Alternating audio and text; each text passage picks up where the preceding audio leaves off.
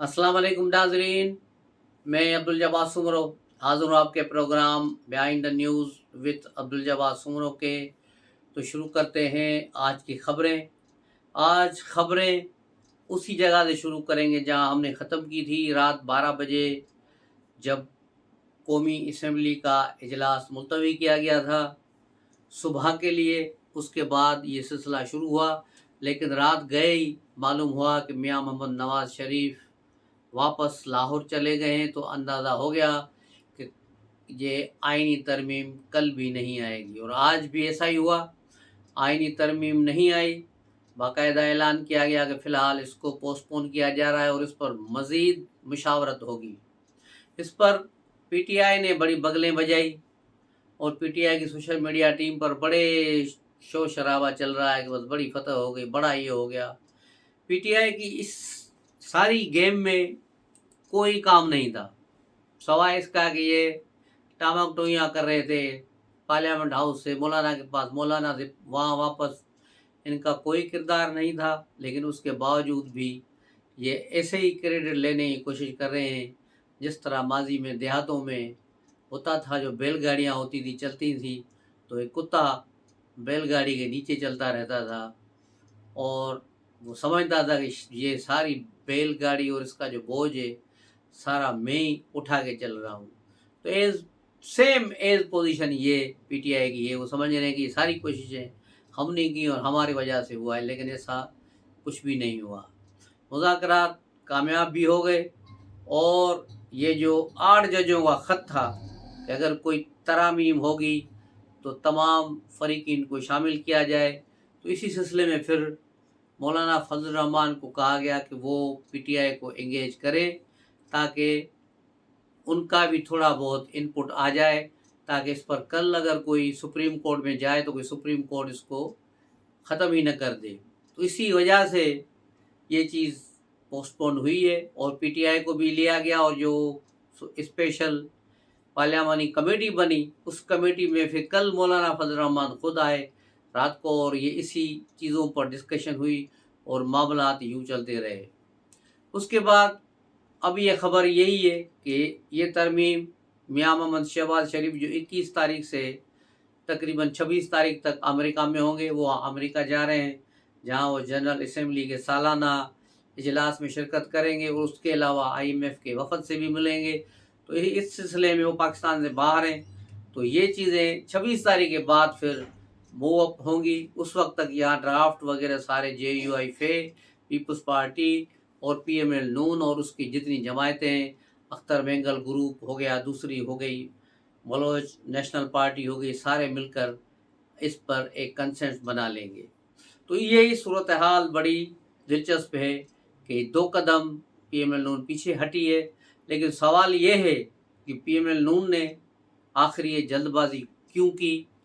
PML नून में नवाज शरीफ उस बंदे को क्यों नहीं ढूंढ रहे जिसने ये अहमकाना बेवकूफ़ाना मूव की? और ये नाअहल आदमी कौन था जिसने इन सब को इस मुसीबत में डाला और खामखा लोगों को हंसने का मौका दिया? तो ये काम नवाज शरीफ का है, क्योंकि वो पार्टी के सदर हैं। वही इस चीज़ को देख सकते हैं कि मामलात बिल्कुल ही अहमकाना तरीके से हैंडल किए गए, जिसका नतीजा आपके और हमारे सामने है। तरमीम अगर चाहते तो हो जाती, क्योंकि इतने लोग इनके साथ मिल चुके हैं कि ये तरमीम आसानी से हो सकती है मौलाना फजल रहमान के बगैर भी। लेकिन उसके नतायज बहुत ख़तरनाक निकलेंगे, क्योंकि पीटीआई को तो ये हैंडल कर सकते हैं। पीटीआई में तो वो दम खम है नहीं कि वो स्ट्रीट पावर इनके पास है नहीं कि ये बाहर निकलें और कुछ कर पाए। इनका तो वही है कि अगर पुलिस हमें पकड़ेगी तो फिर हम इनकलाब कैसे लाएंगे? तो ये ऐसे बर्गर लोग इनके साथ हैं, तो ये तो बाहर निकलने वाले हैं नहीं। लेकिन मौलाना फजल रहमान के पास स्ट्रीट पावर है, और अगर ये तरमीम पास हो जाती और वो कोई बहाना करके इस्लामाबाद पर चढ़ाई कर देते, तो उसको फिर कोई नहीं रोक सकता था, और मामला तेज़ी से ख़राबी की तरफ जाती। जो पहले ही मामला अच्छे नहीं हैं, मुल्क में अदम इस्तेहकाम है, ख़ास तौर पे 2 सूबे हमारे केपी और बलूचिस्तान इस वक्त जल रहे हैं। केपी में भी हालात तेज़ी से ख़राब हो रहे हैं। फ़ौज ने वहाँ कंट्रोल किया हुआ है, काम चल रहा है, लेकिन अभी बहुत चीज़ें करने की ज़रूरत है। उसके अलावा पीटीआई का जो सोशल मीडिया जो सेक्टर है, ख़ास तौर पे पश्तून सेक्टर, वो इस चीज़ को बड़ा हवा दे रहा है, जो काबिल से ऑपरेट हो रहा है। किसी तौर पे भी केपी वालों को उकसाया जा रहा है कि वो पाकिस्तान के खिलाफ उठें, फ़ौज के खिलाफ उठें। और हाल ही में आपने देखा कि हंगू में और दीगर जगहों पर पुलिस की हड़ताल कराई गई और सूबाई हुकूमत बेबस बनकर हाथों पे हाथ धर के बैठी हुई रही। कोई इसकी मूवमेंट नज़र नहीं आई। पिछले 8 महीनों से आपने देखा होगा गुंडापुर की सवाए अडयाला जेल आनिया जानिया होने के और वज़रा की गेम चेंज करने के लिए आज फला वज़ीर बनाओ, आज इसको वज़ीर बनाओ, आज इसको दोबारा मुशीर बनाओ, इसको निकालो। इसके अलावा इनके पास कुछ भी नहीं करने का। करप्शन का बाज़ार केपी में इंतहाई दर्जे का पहुंचा हुआ है। हर जगह करप्शन है। खुद इनके साबिक सूबाई वज़ीर ने इन पर इनकला जो है इल्ज़ाम लगाया कि गंडापुर ने 6 अरब रुपए वहाँ से रिलीज़ कराया, जिसके 20% वो खा गए। अभी 20% इसका कितना बनता है वो आप खुद अंदाज़ा लगा लें। सूबे में दरख्त बड़े तेज़ी से कट रहे हैं। वहाँ टम्बर माफिया बड़ा तेज़ है। पीटीआई के झंडे लगाकर गाड़ियों पर बड़े मज़े से वो दरख्त काट के वहाँ से लेके जा रहे हैं और कोई पूछने वाला नहीं है। इंतहाई दर्जे की सूरत हाल ख़राब है वहाँ। रोड रास्ते सारे ख़राब हो चुके हैं। आप चले जाएं नारायण कागान के रास्तों पर, आप चले जाएं दीगर रास्तों पर, कोई वहाँ डेवलपमेंट नहीं हो रही, कुछ भी नहीं हो रहा। और तो और पेशावर यूनिवर्सिटी और दीगर बड़ी यूनिवर्सिटीज़ जो हैं केपी में, उनके लिए फ़ंड्स ख़त्म हो गए हैं। उनके लिए फ़ंड कलेक्ट करने के लिए यूनिवर्सिटीज़ को अपनी ज़मीनें जो है बेचनी पड़ रही हैं। ये हालत है केपी की जो इन लोगों ने 13 सालों में की है। तो मौजू हमारा ये नहीं है, इस पर किसी और वक्त हम जो है तब आजमाई करेंगे। लेकिन आज का मौजू हमारा फिर वही है कि ये आईनी तरमीम का क्या हुआ, उस पर किस तरह डायलॉग चले और किस तरह बातें हुई। तो इस पे पस पर्दा जो क्या सूरत हाल रही। सबसे पहले इसहाक डार मिले मौलाना फजल रहमान से और उनके साथ मामला तय करके वो आए वापस। लेकिन मौलाना ने जो शर्तें रखी वो इसहाक डार के हाथ में नहीं थी, इसलिए लिहाजा इसहाक डार ने फिर कहा कि ये तो जो है मामला पीपल्स पार्टी के साथ रिलेटिव हैं। फिर आसफ जरदारी को इंगेज किया गया और फिर बिलावल भुट्टो और फिर मौसम नकवी रात के वक्त मौलाना के पास आए बातचीत करने, क्योंकि मौलाना ने मुतालबा किया कि हमें बलूचिस्तान गवर्नमेंट भी दी जाए, चीफ मिनिस्टर बलूचिस्तान हमारा होना चाहिए। उसके अलावा केपी में गवर्नरशिप भी चाहिए और मरकज़ में हमें जो है 3-4 वज़रातें, 2-4 कमेटियाँ चाहिए। उसके अलावा केपी में जो हमारे अरकान इलेक्शन हारे हैं, जहाँ ज़्यादा हमारी अक्सरियत है, वहाँ हारे हुए उम्मीदवारों को आप फंड्स भी देंगे ताकि वहाँ वो तरक्याती काम कराएं ताकि अगले इंतखाबात की तैयारी हो सके। तो ये सारी चीज़ें तकरीबन तय हो गई। उसके अलावा भी एक चीज़ और भी आई कि मौलाना फजल रहमान ने कहा कि जो मदरसों से फारिगुल तहसील हैं उलमा, उनको जजेस बनाया जाए। इस पर हुकूमत और मौलाना फजल रहमान की जो लीगल टीम है उन्होंने भी जो है वहाँ पर मुज़ाकरात किए हैं, लेकिन अभी वो फाइनल स्टेज पर नहीं पहुँचे कि वो किस हैसियत से आएंगे, उसका क्या रद्द-ए-अमल होगा और क्या उनका किरदार होगा, क्या उनकी असेसमेंट होगी, क्योंकि वो आइन और कानून नहीं जानते, सिर्फ शरीयत को फतवों को कर सकेंगे। तो या उनके लिए काजी कोर्ट्स बनेंगी या क्या होगा। तो ये भी एक जो है उनका मुतालबा था। और इनकी मदारस की जो रजिस्ट्रेशन है वो भी करने की बात हो रही थी कि जो मदरसे रह गए उनकी रजिस्ट्रेशन करके काम को ख़त्म किया जाए और इन मदरसों को ज़्यादा तंग न किया जाए। तो हुकूमत ने ये चीज़ें मान ली थी, लेकिन फिर अचानक मौलाना फजल रहमान हथे से उखड़ गए और उन्होंने कहा कि नहीं भाई, अब तो मुझे सदारत भी चाहिए, सदर मैं बनूंगा। क्योंकि जब पीडीएम ने बनी थी उस वक्त ये डिसाइड किया गया था कि पीडीएम के सरबराह मौलाना फजल रहमान मुल्क के आइंदा सदर होंगे, जब अदम एतमाद के बाद सदर आएगा। लेकिन उस वक्त तक क्योंकि अक्सरत नहीं थी इसलिए अलवी सदर रहे, लेकिन अब है तो फिर मुझे सदर बनाओ, जरदारी क्यों सदर है। تو یہاں آ کے یہ چیز پھنس گئی اور معاملات خراب ہونے شروع ہوئے۔ اس پر میاں محمد نواز شریف نے کہا کہ میں آ رہا ہوں اور مولانا فضل الرحمان سے ملاقات کرنے جا رہا ہوں، لیکن ابھی وہ راستے میں ہی تو تھے کہ مولانا فضل الرحمان گھر سے نکل کر پارلیمنٹ ہاؤس پہنچ گئے اور انہوں نے اسپیشل جو پارلیمانی کمیٹی ہے اس میں شرکت کی، جس سے آپ اندازہ لگا لیں کہ وہ میاں محمد نواز شریف سے بھی نہیں ملے اور اپنے طور پہ انہوں نے کچھ اقدامات کیے۔ اس سے تو ظاہر یہ لگ رہا تھا کہ مولانا فضل الرحمان میاں نواز شریف سے پرانے بدلے لے رہا تھا، کیونکہ 8 فروری کو جب الیکشن ہوئی، الیکشن کے بعد Peoples Party, P M L نون اور دیگر جماعتیں آپس میں مل کر بندر بانٹ کر رہے تھے اقتدار کا، اس وقت کسی نے مولانا کو پوچھا نہیں۔ جب مولانا نے کہا کہ بھائی میں بھی ہوں، تو اس کو کہا گیا کہ تو کون، اور اس طرح مولانا بیچارہ ہر چیز سے باہر نکل گیا، اسے کسی سسٹم میں شامل نہیں کیا گیا۔ تو یہ بھی ایک ہو سکتا ہے کہ اس کو یہ بھی غصہ ہو کہ اب اس چیز کو برابر کرنے کا وقت آ گیا ہے۔ تو اب جب ساری جماعتیں ترمیم کرنے کے لیے مولانا کے پاس پہنچی تو مولانا نے بھی یہی کہا کہ تو کون بھائی۔ تو اس طرح یہ بدلہ پورا ہو گیا اور کام بھی ہو گیا، لیکن آج پھر جو ہے مذاکرات شروع ہو گئے ہیں، اور بلاول بھٹو نے پہلے شہباز شریف سے ملاقات کی، 1 گھنٹے تک ان کی ملاقات جاری رہی۔ اس کے بعد بلاول بھٹو پھر مولانا فضل الرحمان سے ملنے آئے، اور ان کے ملنے کے بعد تقریباً 1.5 گھنٹہ وہاں انہوں نے مذاکرات کیے ہیں۔ اور اب صورتحال یہ ہے کہ جو آئینی مسودہ ہے اس میں پیپلز پارٹی اپنی تجاویز اور پی ایم ایل نون کی جو تجاویز ہے اس پر، اور جے یو ایف اے اپنی تجاویز دیں گی۔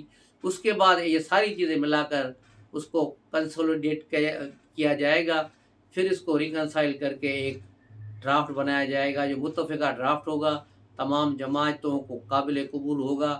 اور یقیناً اس میں پی ٹی آئی کو بھی مولانا شامل کرنا چاہیں گے، کیونکہ پی ٹی آئی کو جو اعتراض ہے وہ اسپیشل جو فیڈرل جوڈیشل کورٹ بن رہی ہے، سپریم کورٹ الگ بن رہی ہے، اس پر اعتراض ہے۔ ہو سکتا ہے اس کو ڈراپ کیا جائے کہ بھائی اس کو ہم نہیں کر رہے، باقی چیزوں میں ہمارا ساتھ دو، تو ہو سکتا ہے کہ پی ٹی آئی اس میں شامل ہو جائے اگر عمران خان کو بات سمجھ آئی تو، کیونکہ اس میں عمران خان کا بھی فائدہ ہے، کیونکہ وہ آئیں گے تو پھر ملٹری ٹرائل کورٹ اور یہ ساری چیزیں دور چلی جائیں گی، لیکن اگر وہ نہیں ہوا تو پھر وہ بھی خود اس میں پھنس جائیں گے۔ آج خواجہ آصف نے قومی اسمبلی میں زبردست تقریر کی، انہوں نے اچھا خاصا ان کو لتاڑا، اور اعظم نذیر تارڑ نے بھی اس مسئلے پر کھل کر بات کی اور کہا کہ ترامیم ختم نہیں ہوئی، نہیں ہم نے بیک ڈور کی ہیں، وہ ہوں گی، اور جب مسودہ کابینہ میں آئے گا اس کے بعد تمام جماعتوں میں بھی تقسیم ہوگا، سب چیزوں کو دیں گے، لیکن ابھی یہ مسودہ فائنل اسٹیج پر نہیں ہے، سیاسی جماعتوں کے ساتھ ہے، اور جیسے ہوگا تو اس کو ہم فائنل کریں گے۔ دوسری طرف سپریم کورٹ کے 8 ججوں نے جو ایک وضاحتی نوٹ جاری کیا تھا، اس پر سپریم کورٹ کے اندر ہی رولا پڑ گیا ہے۔ ڈپٹی جو رجسٹرار ہیں انہوں نے رجسٹرار کو نوٹ بھیجا ہے کہ یہ 14 تاریخ کا نوٹ بھیجا ہوا ہے کہ یہ کس طرح یہ ایک وضاحتی نوٹ جاری ہوا ہے، اس کی کیا معنی ہے، اور اس پر رجسٹرار کا ابھی تک کوئی جواب نہیں آیا۔ دوسری طرف الیکشن کمیشن نے آج اپنا اجلاس جاری کیا اور قانونی مشاورتیں کی، اس کے بعد شام کو یہ اجلاس ختم ہوا ہے، اور اب یہ کل الیکشن کمیشن کا پھر اجلاس ہوا، لیکن جواب میرے خیال میں وہی ہو جو میں نے کل بتایا تھا کہ نوٹس ملیا ککھ نہ ہلیا۔ تو یہ 8 ججوں کا فیصلہ جو پہلے ہی ردی کی ٹوکری میں ڈالا گیا ہے، اب ان کا وضاحتی نوٹ بھی اسی طرح کچرے کے ڈبے میں جائے گا۔ ابھی تک یہ اس کو فیصلے کو فائنل نہیں کر پائے، لکھ نہیں پائے، کیونکہ کوئی آرٹیکل اس میں نہیں ہے، اور وضاحتی نوٹ میں بھی ایک بھی آرٹیکل کا حوالہ نہیں دیا گیا کہ آئین کے فلاں آرٹیکل کے تحت یا فلاں آرٹیکل کے تحت ہم نے یہ چیزیں کی ہیں، لیکن سپریم کورٹ کی طرف سے بالکل خاموشی ہے۔ اس سے آپ اندازہ لگائیں کہ سپریم کورٹ میں قاضی فائز عیسیٰ اور اس کے جو لوگ ہیں جو آئیندار جج ہیں، ان کے خلاف عمران دار جج اٹھ کھڑے ہوئے ہیں، جن کا بنیادی مقصد نہ صرف عمران خان کو نہیں بچانا بلکہ اپنے آپ کا مستقبل سیکیور کرنا ہے، کیونکہ منصور علی شاہ اور دیگر جتنے بھی ججز ہیں وہ چاہتے ہیں کہ قاضی فائز عیسیٰ گھر جائے تاکہ ہم یہاں چیف جسٹس بنے، اور جس طرح ترتیب سے اور الجہاد ٹرسٹ والے کیس کے مطابق جو سینئرٹی کا اصول بنایا گیا تھا، اسی اصول کے تحت ہمیں جج بنایا جائے، چیف جسٹس بنایا جائے، اور اگر وہ یہ چیف جسٹس نہیں بنتے تو پھر سارے خطرے پڑ جائیں گے۔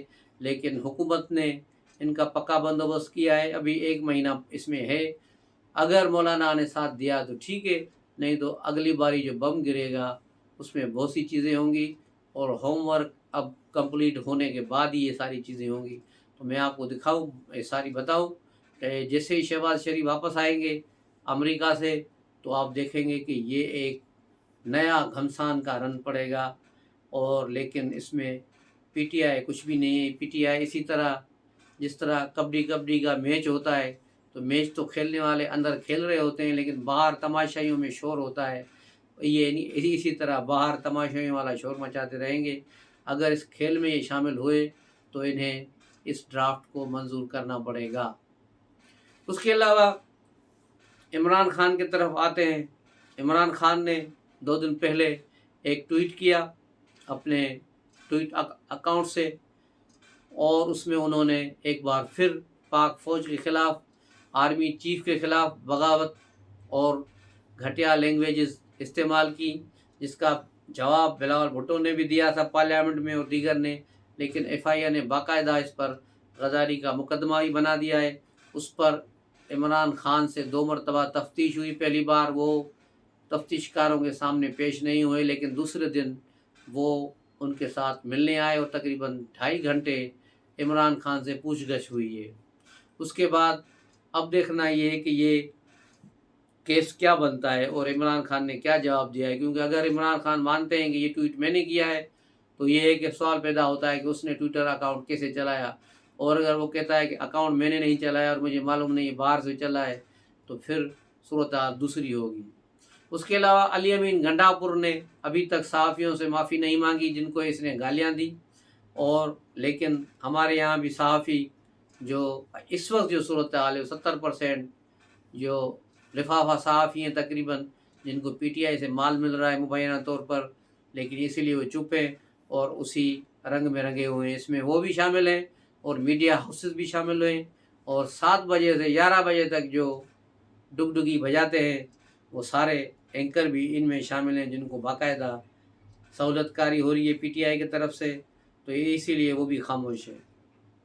باقی جو بچتے ہیں 30%، ان میں جو صحافی ہیں ان کا احتجاج جاری ہے، وہ احتجاج کر رہے ہیں کہ جب تک گنڈاپور معافی نہیں مانگتا اس کی کسی قیمت پر کوریج نہیں کی جائے گی۔ تو یہ آج کی صورتحال ہے، اور آج جیسے ہی کوئی نئی صورتحال بدلے گی، جیسی نئی چیزیں آئیں گی سامنے، ہم آپ کے سامنے لے آئیں گے۔ تو ملتے ہیں اگلے ولاگ میں، تب تک کے لیے اجازت دیجیے۔ السلام علیکم۔